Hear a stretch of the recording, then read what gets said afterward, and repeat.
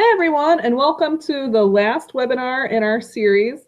Today, we're going to be learning from Minda Berbecco. She's our Programs and Policy Director here at NCSE. She's a specialist in climate change education, earned her PhD in biology, and has 4 years of experience here at the National Center for Science Education. She's going to be teaching us today about practical applications for work related to language and science and various misconceptions about evolution, climate change, and the scientific method. Hi, everyone. I think we're ready to start. So before I get started, and thank you, Emily, for that really nice introduction, to ask a question along the way, there's a couple ways that you can ask. So on the left-hand side, if you're following us on the Google On Air Hangout, there's a Q&A app. But you may need to enable this or add it if you don't already have it. You can also email Emily, who's going to be monitoring her email throughout, and she's going to be looking for questions. So we'll have a couple stopping points for questions along the way. Really quickly about this webinar. So we're going to be talking about practical solutions to challenges. And I always get asked, well, where are these solutions coming from? You're not a teacher. How do you know? And what we do a lot here at NCSE is spend a lot of time not only doing the research, but listening to teachers and hearing what's working for them and trying to help other teachers learn based on what really works well in the classroom. So where are these solutions coming from today? They're coming from teachers. And so if you are an educator and you see something, you're like, ooh, I actually have a really great method that works for solving that issue, get in touch with us because we love to hear more ideas and share them with other educators. So when one is teaching about climate change or evolution, what are the types of challenges that come up? Well, we've certainly throughout this course heard about quite a few. Sometimes there are institutional barriers, and I hear a lot from educators that time is a really big component of that, and I definitely appreciate and understand that. And we'll talk about that. Sometimes it's access to resources, and sometimes it's actually administrators that are holding teachers back, and we'll get into that a little bit. Sometimes the challenges are about language and using language and dialogue in the classroom, and Emily spent 2 full sessions talking about that. So if you guys missed that, make sure and you check out those earlier sessions to hear her talk about that. I'm not going to get into that today because so much time was already devoted to it. Sometimes it has to do with misconceptions, and Stephanie and Anne, and then Stephanie and myself spent 2 sessions talking about that. So I'll devote a tiny bit of time to that today, but if you missed the discussion of that, the previous 2 episodes really got into that. And then there's social and political barriers, which we've spoken a little bit about, but I'm going to dig a little bit deeper into as well today. So those are the topics that we're really going to cover today. So when it comes to institutional barriers such as time, what I hear a lot is, I just don't have the time. So with evolution and climate change, these come out a little bit differently. For evolution, that's a skeptical baby expression that's looking at you right now because, come on. Really, Stephanie pointed this quote in our last session, and I think it's worth reiterating. Nothing in biology makes sense except in the light of evolution, and this is very true. Evolution is the thread and the story that tells everything that we're learning about in biology. So oftentimes, if we're following a really kind of dry textbook, we might start with the cells and really build from there, and it's all about meiosis and mitosis and really not putting it into any context. And evolution helps create that context. So it's something that you can really use as a thread throughout your course and not feel like, well, I have to devote the last week of class to my evolution section. It should really be the story that tells all about biology throughout your course. So not thinking about in terms of time, well, I don't have time to address it. It's that it's really should be interwoven with many of the things that you're addressing throughout. With climate change, you're not going to get a skeptical baby expression on that one. We can be a little more forgiving on that, because a lot of times the way that climate change is integrated into textbooks and into materials is kind of like an add-on and an add-on at the end. And that's unfortunate. And it has a lot to do with the fact that a lot of the science is pretty new in comparison to some of the other things that you're teaching. And so it kind of gets tacked on. But it doesn't have to be. And so when I'm speaking to educators, a lot of what I find that works well for them is finding the intersections of where climate change is already fitting into what they're working on. So a really easy one is the carbon cycle. The intersection with climate change is really clear, and carbon cycle is in most state science standards. It's certainly in textbooks, and most biology and earth science teachers have to hit on it at some point. So that's an easy intersection. If you're a biology teacher, life science teacher, hitting it when you hit ecosystems, which could be a large component of your course, that's a really nice intersection too. But other courses as well, I'll certainly talk to chemistry and life science educators who talk about ocean acidification, and that's their intersection with climate change. So there's a lot of other opportunities too. And if you're an educator and you're addressing this and finding those intersections, make sure that you get in touch, because I love hearing about those. It's really interesting to hear how people are bringing it in. So another institutional barrier that I think is worth just briefly addressing is I don't know what to use. There's so much out there, or it's so hard to sort of tread through it. What should I use? So for evolution, understanding evolution, site from UC Berkeley is really very wonderful. It's been around for quite some time, and it's still really just great. Very fabulous, and there are lots of updates that happen on it. As well as HHMI, their biointeractive site has tons of stuff on evolution, so it's worth checking out. And of course, our own program, NCSE Teach, has vetted resources for you as well. Same for climate change. With climate change, I would go to the Clean Network first. So these are vetted resources by both scientists and educators, all sorts of running the gambit, many different topics, it's activities, it's videos, it's all sorts of different things that's in a searchable database for you. Again, HHMI has some nice stuff on sort of human impacts on natural systems, and then NCSE Teach is available to you too. Now we get into a little bit of a different kind of institutional barrier, and this has to do with administrators. So an administrator saying something like, I don't want you teaching this, or I want you to teach this incorrectly. Now, I realize that no one ever comes into your classroom and says, you should teach this wrong. That's not normally what happens. What usually it is I want you to teach this other thing over here that isn't aligned with the science. So with evolution, that tends to be creationism. With climate change, it tends to be, I want you to be teaching about how climate change is caused by natural sources and not people. So that's worth addressing, because that's really hard if it's a school board member who's doing that to you, or if it's your principal or the person in charge of curriculum, even another teacher. That's a stressor that you don't really need.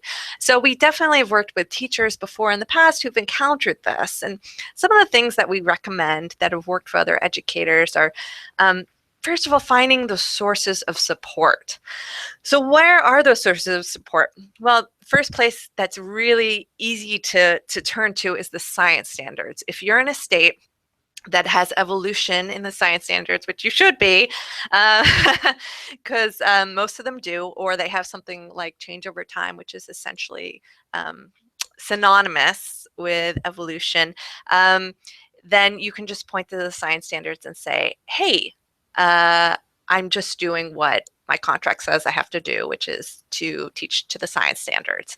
And this is why at NCSC, we get so worked up about state science standards, because this is your first area of to turn to for support when you get pressure to not teach the science. So we make a pretty big stink about making sure that those are really good, because it makes it a lot easier for teachers. Similarly, from state science standards come assessments. And so, saying, hey, my students are going to be assessed on this. We want them to do well. I need them to have this information. Otherwise, they're not going to do as well. So pointing to that as well is really useful. And then, of course, turning to scientific resources and scientific bodies and research and groups like NASA or NOAA.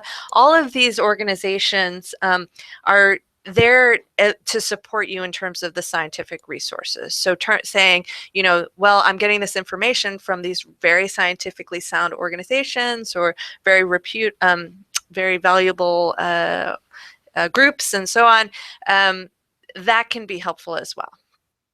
And then the last thing that is worth mentioning is that if you are getting pressure that's inappropriate or unprofessional in any manner, if you have a strong union, certainly turning to them for support can be helpful as well. So why don't I take a moment to see if there are any questions. And again, you can go ahead and ask in the Q&A app, or you can email Emily at shorning@ncsc.com. So Emily, are there any questions? We have a teacher here who is wondering if you can talk about opt-out policies. I can definitely see how that would fit into the material you were presenting on the last slide. Yeah, opt-out policies are really interesting. So for people who aren't familiar with them, they tend to be sort of developed and passed by school boards. And the idea behind them typically says something like, a parent has the right to pull a student from the class if they're covering any topic that the parent isn't comfortable with. I think most traditionally you'll see those when it relates to sex ed, right? Because that tends to be the thing that parents get most concerned about. But we've seen them more and more come up when it comes to evolution and climate change. The last one actually I had to deal with was specifically an opt-out policy for climate change. And so that's troubling. What do you do about that? Well, first of all, you need to actually get a hold of that opt-out policy and see what's in there, because sometimes administrators or parents might be utilizing an opt-out policy inappropriately. So it's meant for this one thing and it's being sort of for anything that they don't want their students involved in. And the next thing you need to do is really think about, okay, this is not good for my students. They're going to miss stuff because this information is on in the standards, so it'll be in the assessment, so that's troubling for that reason. And it's worth at that point finding other teachers or concerned parents to get involved with you to bring it back to the school board and encourage them to not have the opt-out policy. And so if you need additional suggestions on how to go about doing that, NCSC is definitely a resource that would be happy to work with you on that. Any other questions? No, we're ready to go. Great. So misconceptions, what's the best way to counter them? So you heard Stephanie and myself talk quite a bit about misconceptions in our previous sessions, but what we didn't talk about is kind of the best way to go about sort of sussing them out and then what to do about them once you see them. So one good way is to do pre and post tests. So I like this idea, even though I know that too many tests can drive people crazy, but even just a sort of popcorn asking, raise your hand, tell me what you think is really useful. So asking them questions like, well, what do you think? So for example, what do you think causes climate change? How do you think the sun is involved? How do you think greenhouse gases are involved? Those kinds of things.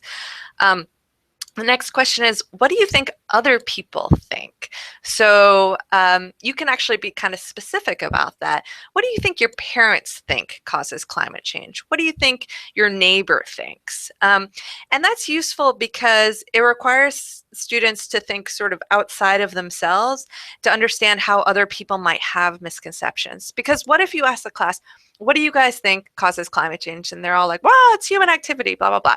Do they really have an understanding of the science, or are they just sort of repeating back to you what they know you want? They know you want them to say. And so saying, well, and if they say, oh, my parents, think it's caused by the sun, then you could say, okay, why do your parents think that? And what does the science show? So that's a good way to pull apart those misconceptions and create a deeper understanding. And then the last question I like to ask is, well, what do you think that scientists think? Because they may not be aware of the scientific consensus as well. And a lot of times what people think is, well, I'm always right. So scientists, of course, are going to agree with what I'm saying. So, I think evolution isn't real. There's scientists agree with me. There's a lot of controversy. Some scientists agree with me, and they might be surprised to find out that that's in fact not true. Um, so it's worth kind of pulling those questions out and then afterwards asking those questions again. And that's really useful too, because a lot of times when you're specifically trying to get at misconceptions, you want to make sure that you're not sort of repeating the misconceptions and actually driving them further into their brain. And I'll talk a little bit more about that in a second, but you want to make sure that you've turned those misconceptions around, and a post-test is a really good way to make sure that's the case. So this is what I was actually just talking about. What's the best way to counter misconceptions? Well, the traditional method of how we go about it is we list the misconception and then we break down why it's wrong. And you saw Stephanie and myself do that actually last week, and that's fine. You can certainly do that. But what's wrong with this method? What could be possibly wrong with it? And I think it's worth asking that question. What happens if you do that? And one of the challenges that can come about that was really outlined nicely in this debunking manual or handbook that you can find on skepticalscience.com. And what they found is that by listing the misconceptions first, you actually end up sort of ingraining them a little bit deeper, especially if they're really commonly held misconceptions. And so even though you say afterwards, no, that was wrong, oftentimes that second piece doesn't penetrate. So if I keep saying over and over again, vaccines don't cause autism, do people really come away with hearing, oh, they don't cause autism, or do they come away with vaccines and autism connected together? And what they found is sometimes that's the case. You're just pushing it a little bit further in. So their recommendation is actually to flip it. So you actually give the science first, and then you talk about the misconception afterwards. And they found that that's a little bit of a better method. So they use this themselves on their website, skepticalscience.com, when addressing climate science myths. So they talk about what the science says first, and then they get into the myth that they're working to counter. And they found that that's slightly more effective at getting the message across. So Emily, do we have another question now? Yeah. So we have a teacher here who says that she spends all of her time trying to combat misconceptions whenever she's teaching something even vaguely socially controversial, be it climate change or evolution. And she says that this perception makes addressing these topics to be kind of a drag. She wants to know if you have any suggestions on how to better address these issues with your students so that she can get away from misconceptions. Yeah, that's a really good question. I think that, it depends a little bit on the students and the kinds of misconceptions that are coming up. But, the sorts of things that I hear from teachers is if you can integrate those ideas in more fully to what you're teaching, then it's less of a like, I have to list off all the misconceptions. Rather, you're sort of tackling them within the content as you move along. And that can help a little bit. But I definitely appreciate if your students are coming in with a lot of misconceptions and they're really giving you a lot of pushback, how do you really sort of not have to spend your time focusing on that? And that can be tricky.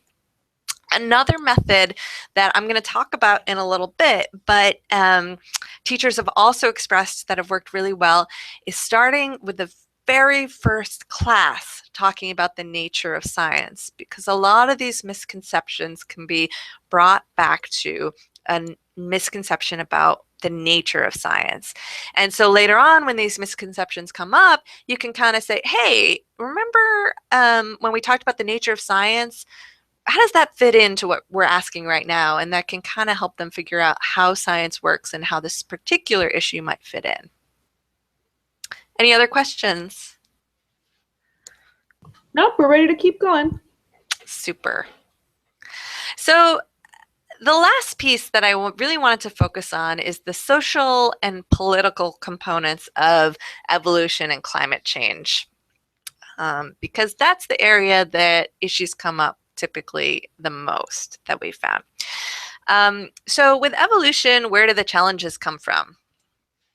They tend to be religious in nature, and they tend to come from a place of sort of a belief system that that religion and science and religion and evolution specifically, just they can't be aligned. And Stephanie spoke a little bit about this in one of our previous sessions about misconceptions, and we certainly have a lot to say about it at NCSE. And if you want to find out more, you can go to our website. But let's talk about some of the most common things that we hear from teachers that they hear from students. And we can talk a little bit about then what we hear that works for teachers in response. So the most common one is, I don't believe in evolution, and specific, the belief. I just don't believe in it. So what I was talking about a little bit before is one way to sort of get into this or respond to this is actually starting the conversation all the way at the beginning of the semester when you bring up the nature of science, all the way like starting the first class and talking about what the difference between science and other areas are, including religion. How does science work? Those kinds of things. And there's a really nice website, or several different websites that really get into this as well, that you can find from NCSE's resources page as well.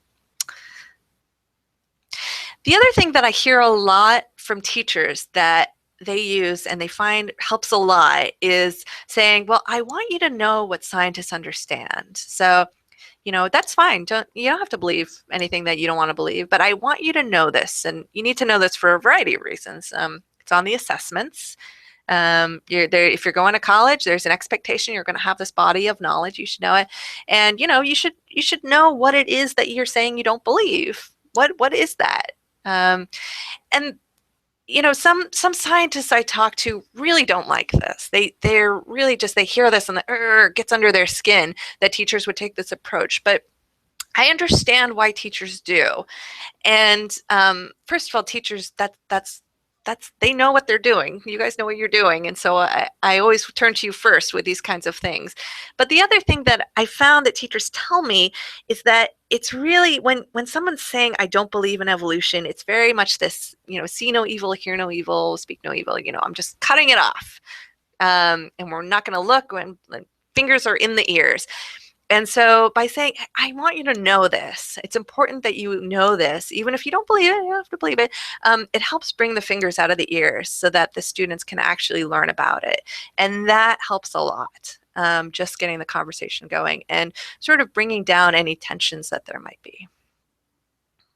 So similar to this, but slightly different is, well, I can't learn about evolution. I can't learn it because it's in conflict with my religious beliefs. So it's again, like fingers in the ears, eyes closed. I can't even learn about it because it's going to have implications for me socially, possibly, but also, you know, sort of a deeper religious perspective. And so something that teachers tell me a lot that works for them when they hear this is to really talk about, well, scientists with deep connections to their religious beliefs, and there are quite a few to choose from, as well as the many different varieties of religion that are okay with evolution and science in general. We have a really nice resource called Voices for Evolution, which you can find on our website, that goes through not just the scientific bodies, but actually religious bodies as well that are supportive of evolution. This is very helpful. It's interesting, I've had to pull this out before for folks who came to me and said, well, I can't teach about evolution because of my religious background, or I can't learn about it because of my religious background. And I can actually pull it out and say, well, let's look up your religion in here and see what the official message is. And then they end up being surprised. Oh, turns out my religion doesn't have a conflict with evolution. So sometimes they're actually misinformed about what their religion actually says about it. So it's certainly worthwhile to have handy in those cases. Another thing that comes up is I want to argue with you about evolution. So people don't normally say that, but certainly that's the message that's coming across. So students wouldn't come into class and be like, I'm going to argue with you about this, but they would certainly, many of them certainly would certainly be happy to do so. So what do you do when you have a student come in who is going to take over the class by really being aggressive or angry or, dismissive, very disruptive as soon as you start talking about evolution? And sometimes it's not just one student. Sometimes it's the whole class explodes. What do you do about this? Well, so there's a couple solutions that we hear from teachers that work well. If it's one or two students, then let them know, I'm going to focus on this right now, but you and I talk after class. And that can help diffuse some of the tension. And then something else that I hear that works pretty well is sharing where your expertise is and where it ends. So you're an expertise in the science. Probably you're not a religious leader. Most likely you're not. And so it's okay to say, this is something that you should talk about with your religious leader. But in class, in science class, we're going to talk about the science. So that's the other piece is sort of like, this is where my expertise ends, and you should take that back to your religious leader to talk about. And that can help diffuse some tensions as well. So something else that can come up is this: you need to teach both sides. It's only fair. And doesn't this teaching both sides teach critical thinking to students? Isn't this what you want? So I'm going to say, hold that thought, because we're going to come back to it, because this is where evolution and climate change really have quite a lot in common. And so I'm going to talk a little bit about climate change first, and then we're going to come back to this whole, you should be teaching both sides. It's only fair business. Emily, are there any other questions? Let me just check one more time. So we have a teacher here who says that his students aren't the problem, and all of the examples you're giving, the students are the problem with teaching these issues, but the parents definitely are. How do I deal with parents who are hostile to me teaching about evolution? Oh, that is very hard. There's a lot of different options, and it depends a little bit on your situation, given how supportive the administration is, whether this is multiple parents or one parent, is this parent on the school board, and all those kinds of questions that can come into play. So that is tricky, and it's hard when parents are contemporaries. They might even be older than you, and it's hard when somebody who's kind of a contemporary is coming up to you and yelling at you about this. So it can be very tricky. So I think that obviously, if this comes up, you can get in touch with us at NCSE, and we can work through these kinds of things with you. But the short answer is, again, going back to some of those things I was talking about earlier about dealing with administrators can really come into play with parents too. So you can turn to the state science standards and say, well, this is in the standards, it's out of my hands. You can turn to the scientific bodies and say, well, this is what the scientific consensus is. I have to teach the science, it's out of my hands. Or you can go to if you have a supportive administration, you can say, well, I think this is something that you need to take up with, my administrator. And it's not something I feel comfortable talking about. So it depends a little bit on your situation, but there's a bunch of different paths you can take. I think the thing that happens when this comes up is feeling like, oh my gosh, I'm doing something wrong. And so being really confident in the science and being confident that people are there to support you to teach the science is going to be helpful. And so that's definitely something at NCSE that we want to make sure that you feel good about teaching it, and you feel like somebody's got your back, and we do. So if this does come up, we can definitely work with you on it. Any other questions, Emily? We don't have any other questions, but that was a really great response. That's a great suite of ways to deal with the problem. Thanks, Minda. Yeah, thank you. Okay, let's move on to climate change. So, climate change, where did the challenges come from? As opposed to religious, it's actually political ideologies. And I think it's kind of interesting because in some families, like my family, politics is as contentious as religion and is closely held. So I don't think it's any less stressful when it comes from political ideologies than religious ones, certainly, when tensions come from them. So, what kind of issues come up? Well, the things that we hear a lot, probably 99% of the time, the tension comes from somebody saying, and this is typically a parent, periodically administrator, who says, you're trying to indoctrinate students to political positions. And, this comes from a place of climate change having a political element in that there's a policy component of what we're going to do about it, but that doesn't change the science of it. And that's really hard for people to pull apart. So how do you do that? Well, what we hear from teachers that works the best is really going science first. So what does that mean? Well, in some cases, that means starting on the most nitty-gritty level of, compounds like carbon dioxide, or talking about the greenhouse effect, or even talking about deep time and how climate has changed over, deep, deep time. So starting from the science first is sometimes a little bit more effective in making sure that you don't run into these tensions. So if you are in a community that is really hostile to teaching about climate change, if you start science first, as opposed to starting, hey, we're going to teach about climate change, then you can get students into it first and getting to understand it first. And then at the end say, now that we know the science, what are we going to do about it? And from there, they're in a place where they can actually start thinking about that. But it's important, anywhere that they understand the scientific component. Something else that we hear a lot is the science is not clear. We still don't know. Humans may not be causing climate change. I don't know. Not clear. And that's simply not true. The science is very, very, very clear. And you have so many resources. Obviously, the IPCC report is very, very clear about climate change happening and being caused by humans. The National Climate Assessment is, if you just Google it really quickly, came out in 2014, and that actually is US specific. So how is climate change affecting the US? What's causing climate change, and what are the impacts expected for the future? So all those pieces are in there, and it's actually a really nice, tangible thing to have. The other thing I like about the National Climate Assessment is they came out from multiple agencies. So NASA and NOAA were involved, but so was the Department of Defense.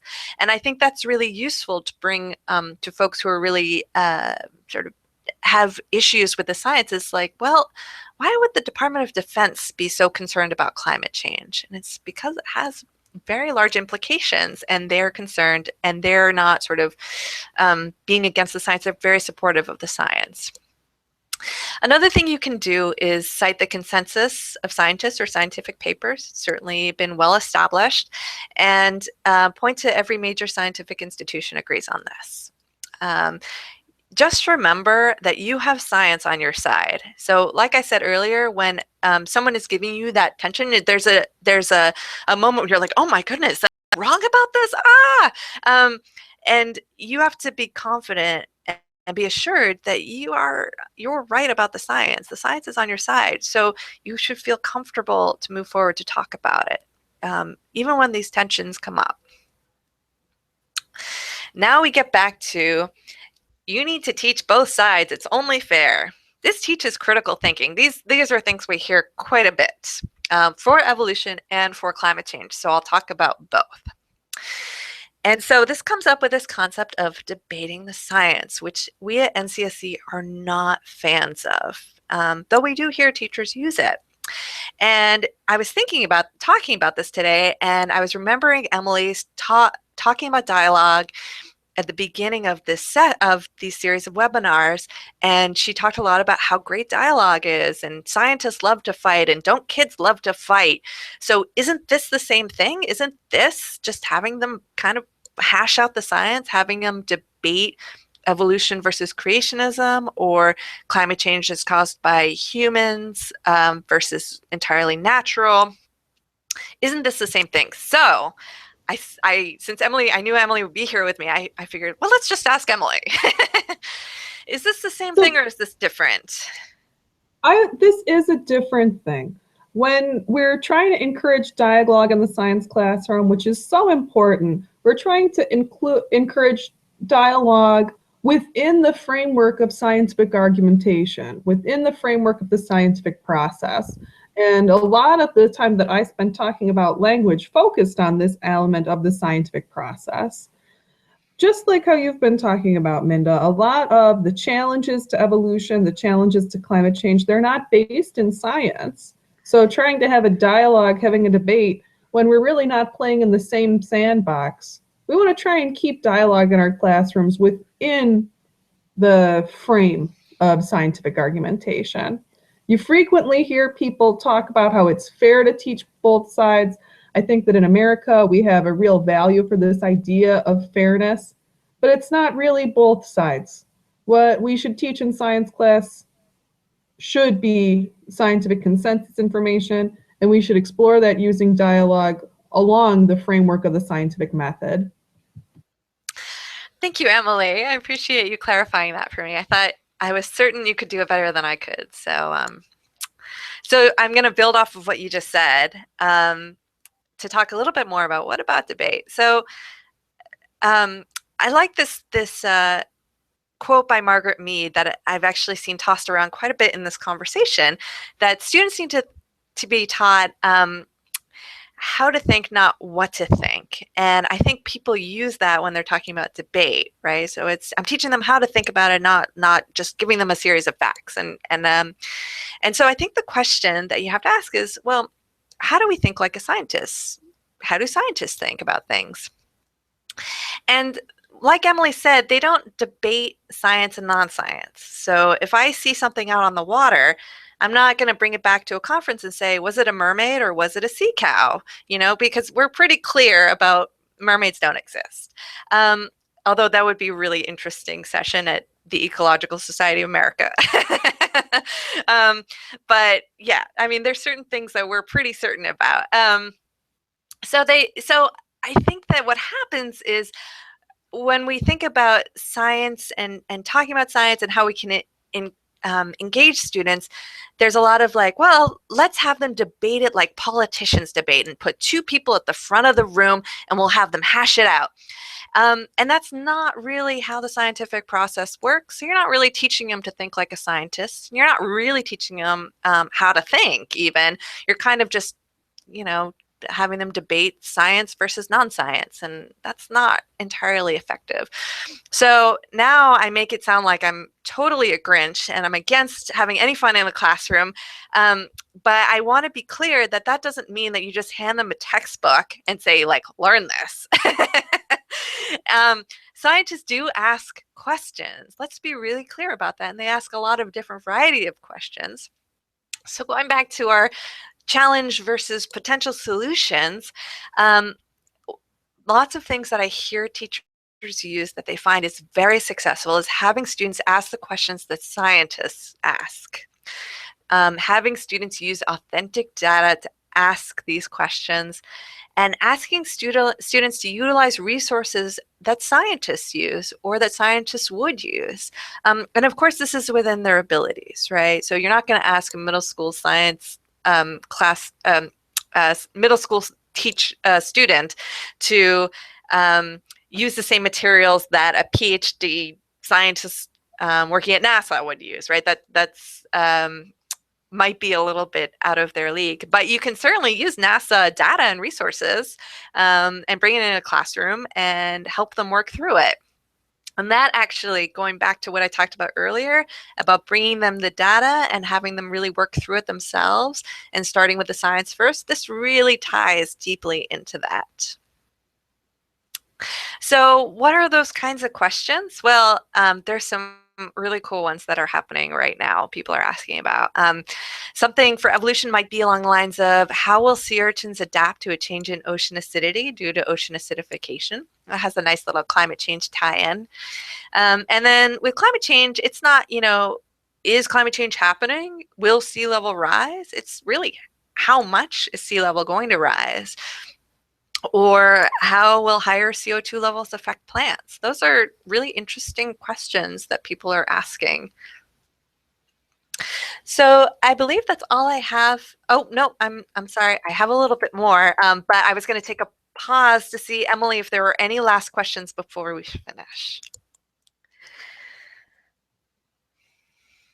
I don't see any coming in, but I do admire your use of the mermaid versus sea cow scenario.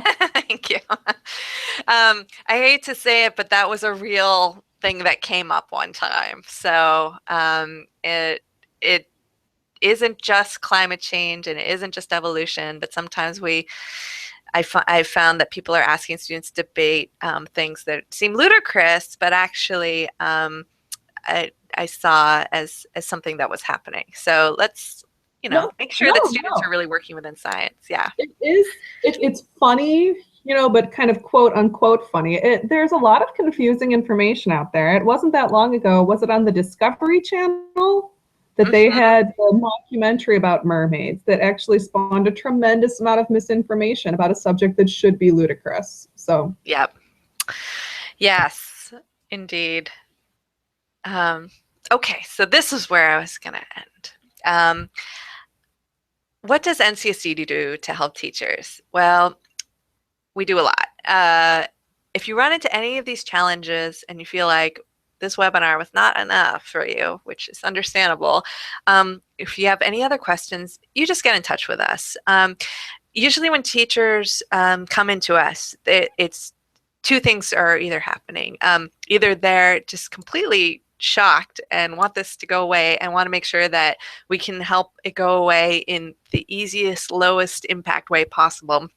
And sometimes teachers come in and they're furious and they want to make the biggest stink out of this in the world. And in both cases, our the way we work is trying to create the lowest impact possible. So we want to make sure that teachers keep their job. We want to make sure they're still welcome in their community. We want to make sure that in the end, the science is taught and the tension's been diffused. So keep in mind that these are all suggestions we've heard from teachers. We've had a lot of experience working with teachers and we're there to support you.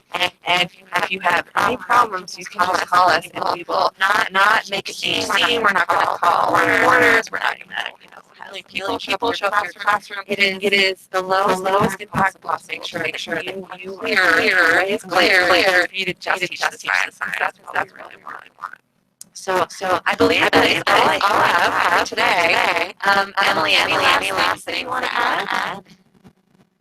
no, thanks so much. And I hope that everyone listening has enjoyed this whole webinar series. Yeah, thank you so much. This has been a lot of fun. I hope everyone has a great day.